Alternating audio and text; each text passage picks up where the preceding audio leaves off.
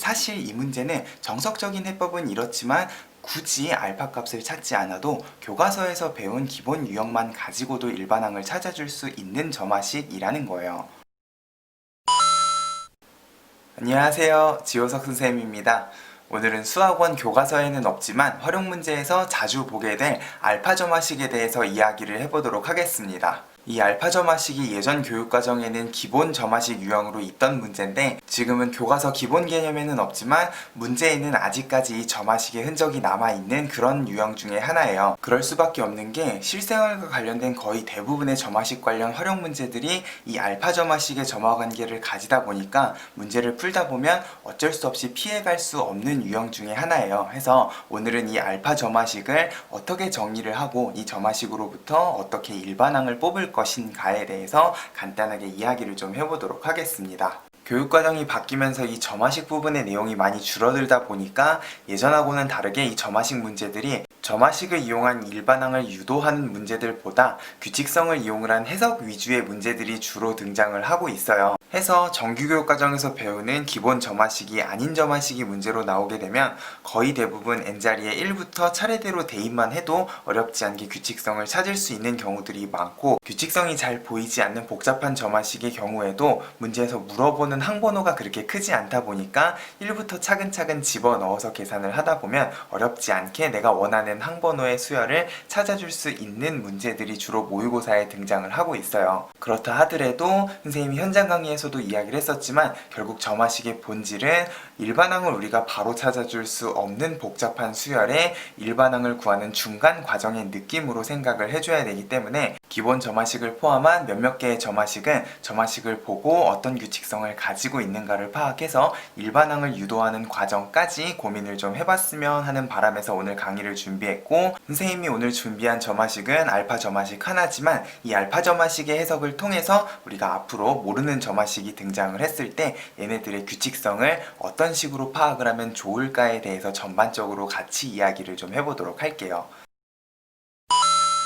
일단 알파 점화식이 무엇인가 부터 먼저 살펴보면, 알파 점화식은 이웃하는 두 항 사이의 관계가 다음 항이 전 항을 기준으로 곱해진 숫자도 있고 더해진 숫자도 있는 이런 형태의 모양을 가지고 있는데, 자, 이게 여기에서 상수항이 빠지게 되면 등비수열이라고 이야기를 할 수도 있을 거고, 여기에서 p가 만약에 1이다 그러면 얘를 등차수열이라고도 이야기를 해줄 수가 있을 텐데, 얘네 둘이가 둘 다 있는 경우에는 단순히 우리가 이 수열이 어떤 규칙성을 가지고 있는가를 바로 파악을 할 수가 없다는 거죠. 해서 이런 형태의 점화식이 나오게 되면 일단 이 점화식을 먼저 일반항을 구할 수 있는 형태로 우리가 알고 있는 모양으로 변형을 시켜줘야 되는데, 교과서적인 해법은 이 알파 점화식을 아래쪽에 있는 것처럼 n 플러스 1항에도 알파를 그리고 n항에도 알파라는 상수를 뺀 이런 형태로 정리를 해줄 수 있다라고 이야기를 하는데, 위의 식이랑 아래 식을 비교해보면 n 플러스 1항이랑 n항에 곱해진 p는 건드리지 않고 결국 상수항만 조정을 해서 이런 형태를 만들어줄 수 있다는 건데, 요거는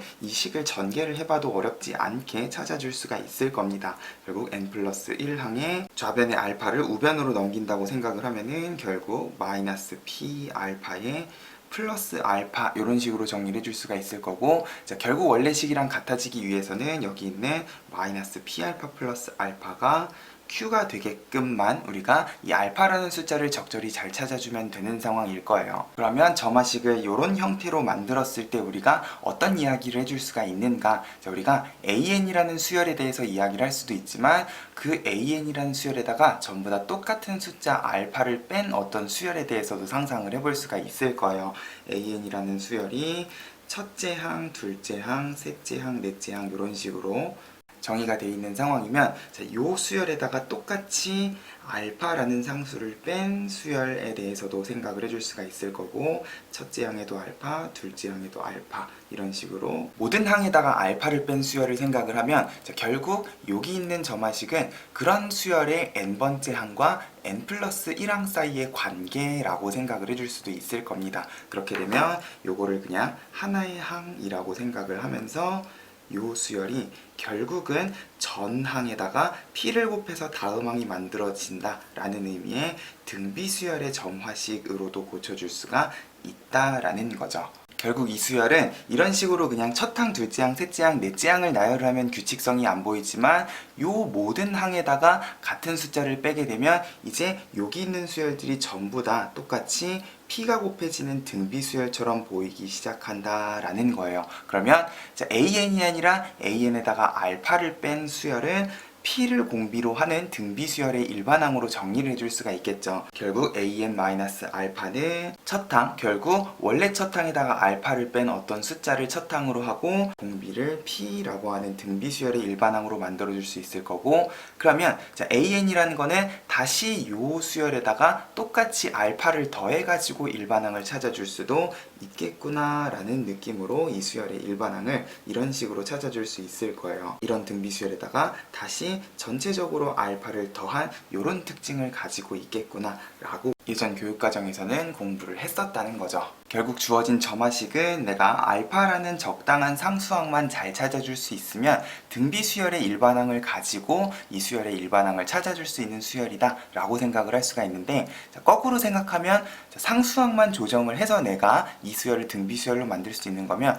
굳이 얘는 마이너스 알파가 아니라 플러스 알파여도 상관은 없어요. 근데 굳이 여기에서 마이너스 알파로 놓는 이유는 나중에 우리가 미적분 과목에서 수열의 극한을 배울 때 이 알파라는 값이 결국은 수열의 극한값하고도 밀접한 관련을 가지고 있다 보니까 그냥 편의상 마이너스 알파로 놓는구나 정도로 생각을 하면 되고, 미적분을 공부할 학생이 아니라면 굳이 알파로 놓지 않아도 상관이 없는 그런 점화식이라고 기억을 해주면 좋을 것 같아요. 문자로만 보니까 어떤 느낌인지 잘 와닿지가 않죠. 그러면 요거를 예제 문제를 가지고 한번 연습을 해보도록 할게요. 예제 레벨 1번 문제를 보면은 첫째 항이 1이라고 주어져 있고 점화식이 다음 항이 전 항에 마이너스 3도 곱해지고 2도 더해진 이런 형태를 가지고 있으면 이렇게 생긴 점화식은 항상 이런 느낌으로 정리를 해줄 수 있겠구나 라는 믿음을 가지고 마이너스 알파의 형태로, 다만 AN의 개수는 그대로 유지를 한 채로 이렇게 N항의 알파를 뺀 그리고 N 플러스 1항의 알파를 뺀 수열의 형태로 정리를 한번 해보면 이 식을 다시 전개를 했을 때 결국 마이너스 3AN까지는 그대로일 거고, 플러스 3알파에 마이너스 알파가 넘어왔으니까 플러스 알파까지 결국 여기 있는 이 부분 4알파가 여기 있는 상수항이랑 같게끔만 우리가 알파라는 값을 찾아주면 결국 알파는 2분의 1이다 라고 우리가 어렵지 않게 알파 값을 찾아줄 수가 있을 거고요.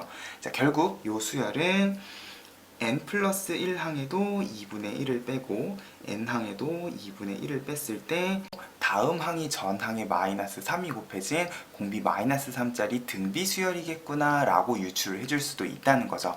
다만 이 수열은 원래 수열이 AN 하고 주어져 있었으면은 요 전체 AN에다가 똑같이 2분의 1을 뺐기 때문에 원래 첫 항이 1이었으면 요 수열의 첫 항은 2분의 1을 뺀 2분의 1에서부터 이제 차근차근히 마이너스 3씩을 곱해나가는 등비수열이겠구나 라고 생각을 해줄 수도 있을 겁니다. 그러면 결국 AN에다가 2분의 1을 뺀 수열의 일반항은 첫 항 2분의 1에 공비 마이너스 3짜리 등비수열이구나 이렇게 일반항을 찾아줄 수 있을 거고, 결국 AN은 그런 등비수열에다가 다시 2분의 1을 더한 요런 일반항을 가지고 있겠구나 라는 느낌으로 유추를 해줄 수가 있다는 거죠. 근데 사실 이 문제는 일반항을 물어보는 문제가 아니라 그냥 6번째 항을 물어보는 문제이기 때문에 사실 이 문제는 일반항을 구하지 않고도 우리가 그냥 1, 2, 3, 4 쭉 집어넣어서 차근차근히 6번째 항을 구해도 상관이 없는 문제일 겁니다.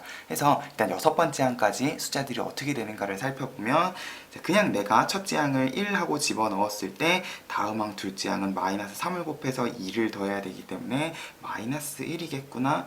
그러면 마이너스 1을 다시 집어넣으면 그 다음 항은 5겠구나. 5를 집어넣으면 마이너스 15에 마이너스 13이겠구나. 마이너스 13을 집어넣으면 39니까 41에 마지막으로 41을 집어넣으면 마이너스 123에 2를 더했으니까 마이너스 121이겠구나 하고 6번째 항을 어렵지 않게 찾아줄 수 있을 거예요.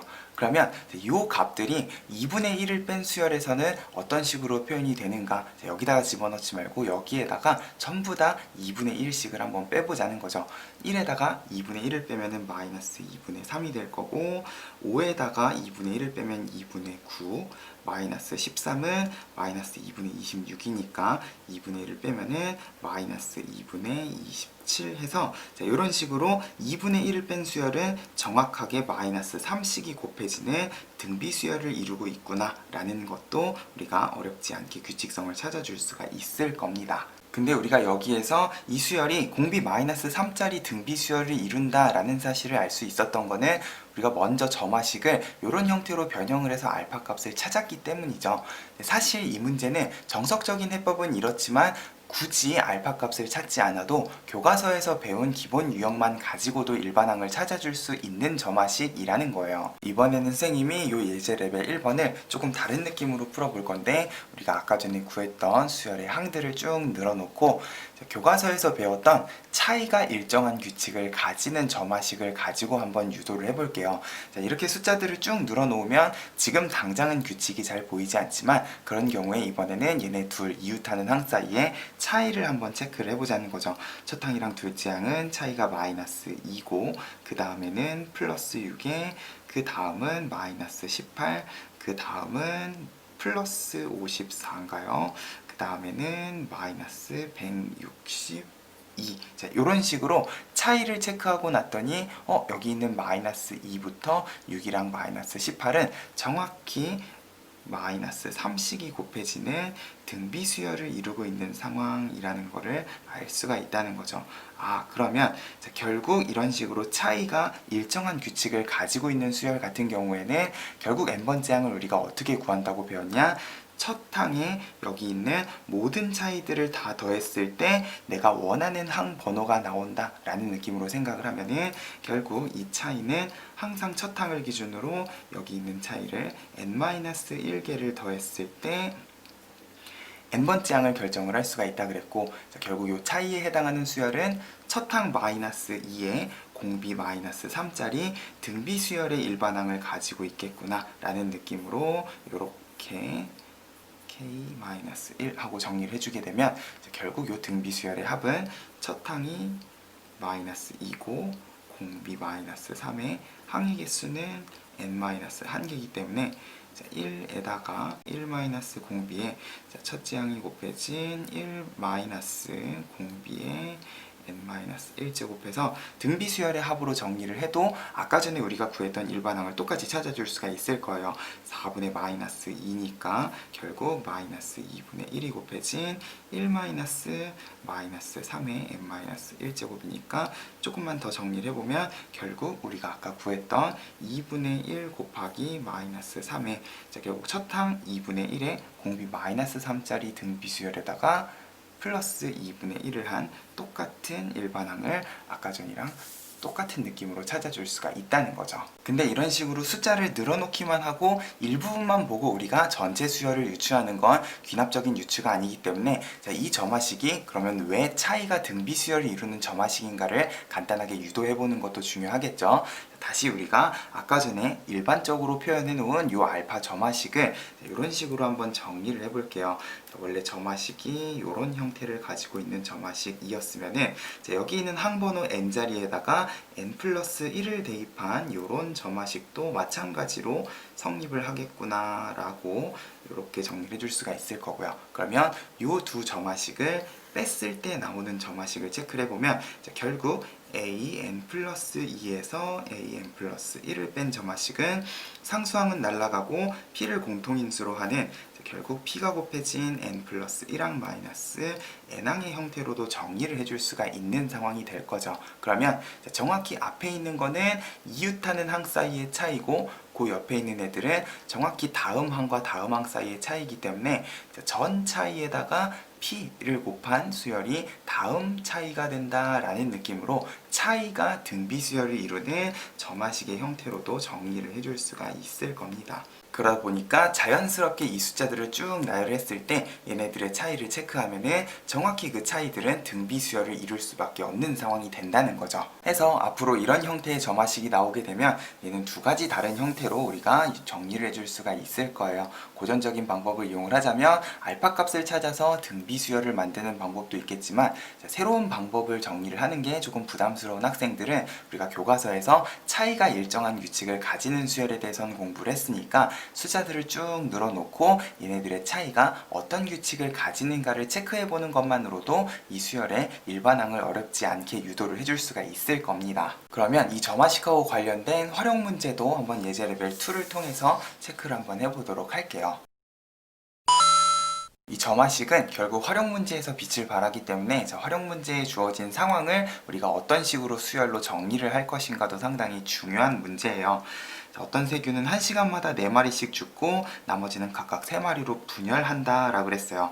그러면 처음 20마리가 있을 때 n시간 후에 살아있는 세균의 수를 AN이라고 하자 그랬으니까 일단 20마리가 있으면 처음에 1시간 후에 4마리가 죽고 나머지가 3배로 분열하는 상황이기 때문에 4마리가 죽으면 16마리는 3마리씩 분열을 해가지고 결국은 48마리가 되는 상황이고요.